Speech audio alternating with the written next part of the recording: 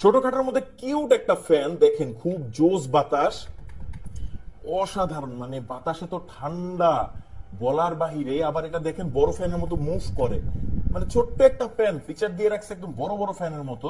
আর বড় ফ্যান গুলো দেখা যায় সাইজে বড় হয় কিন্তু কিছুদিন পর ব্যাটারি ব্যাকআপ একদমই থাকে না। প্রথম প্রথম 5-6 ঘন্টা ব্যাকআপ দিল, পরে 1 ঘন্টা ব্যাকআপও থাকে না, ব্যাটারি নষ্ট হয়ে যায়। বাট এগুলোতে কিন্তু লিথিয়াম আয়ন ব্যাটারি ব্যবহার করা হয়েছে, সো এগুলো ব্যাটারি ব্যাকআপ বছরের পর বছর খুবই অসাধারণ থাকে।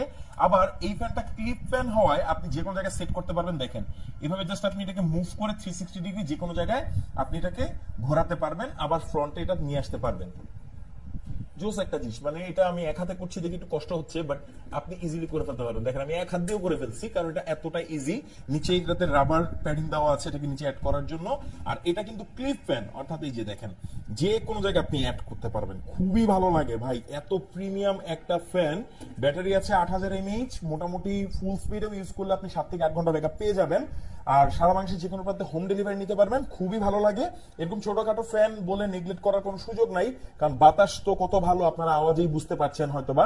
আমার এখানে আমি মাইক্রোফোনটা দূরে রেখেছি, যে কাঠি নিয়ে যাচ্ছি দেখেন,